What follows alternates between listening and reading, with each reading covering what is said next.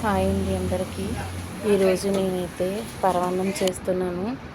చూడండి, దానికోసం నేనైతే పాలు పట్టుకున్నాను. పాలు అయిన తర్వాత రైస్ వేసాను. చూడండి, ఒక కప్పు రైస్ మాత్రమే నేను వేసాను. చిక్కటి పాలు వేసానండి.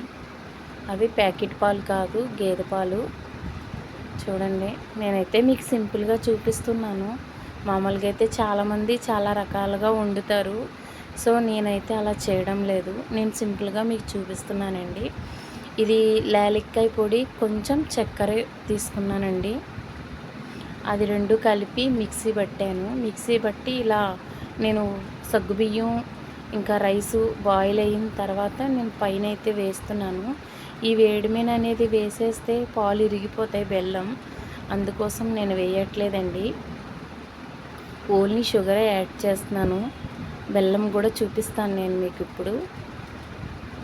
చూడండి, మరో పక్కన స్టవ్ వెలిగించి గిన్నె పెట్టుకొని అందులో కొంచెం నెయ్యి వేసుకొని, చూడండి, నేనైతే ఒక 2 స్పూన్లు నెయ్యి అయితే వాడుతున్నాను. 2-3 స్పూన్లు అయితే మీరు ఎంత తినగలుగుతారో అంత వేసుకోవచ్చు. సో మాకైతే మేము కొంచెమే తింటాం కాబట్టి నేను కొంచెమైతే వేస్తున్నాను. మామూలుగా నెయ్యి ఎక్కువ ఉంటే చాలా టేస్ట్ వస్తుంది, బాగుంటుంది. ఎక్కువ నెయ్యి వాసన తినలేని ఉన్నారు కాబట్టి నెయ్యి అనేది తక్కువ వేస్తున్నానండి. చూడండి, 4 అయితే నేను జీడిపప్పులు అయితే వేసాను. ఫస్ట్ జీడిపప్పు బాగా కుక్ అయిన తర్వాత మనం కిస్మిస్ అనేది వేసుకోవచ్చు. 2 ఒకేసారి వేసేస్తే అవి మాడిపోతే ఇవి వేగవు. అందుకోసం ఒకటి ఒకటి వేసుకొని వేపుకోవాలి. చూసారా ఫ్రెండ్స్, ఈరోజైతే సండే, తినాలి స్వీట్ తినాలి అంటున్నారు.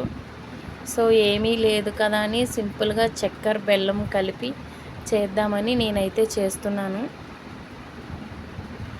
సో నేనైతే ప్రస్తుతానికి ఇప్పుడైతే నేను ఇలాగే చేస్తాను. మరి మీరు ఎలా చేస్తారో కామెంట్ బాక్స్లో పెట్టండి తప్పకుండా. చూసారా ఫ్రెండ్స్, ఇవైతే వేగిపోయినాయి. ఇలా వేగిపోయిన తర్వాత ఇందాక మనం మిల్క్లోని వేసుకున్నాం కదండి, చూసారా, ఇలా వేసేసుకోవాలండి. మనం వెంటనే వేడి మీద బెల్లం వేస్తే పాలు అయితే విరిగిపోయే అవకాశం ఉంది. సో నేను అలా అయితే వేయట్లేదు. ఇప్పుడు బెల్లం వేసాను, చూసారా, నేను పొయ్యి మించి దింపేశాను. బెల్లం వేసేసి ఒక 5 మినిట్స్ ఉంచి మూత పెట్టినాక తిప్పుతున్నాను. మీకు నచ్చితే లైక్ చేయండి, షేర్ చేయండి. మీరు ఏమనుకుంటున్నారో కూడా కామెంట్ బాక్స్లో పెట్టండి ఫ్రెండ్స్. సబ్స్క్రైబ్ మాత్రం చేయండి ఫ్రెండ్స్.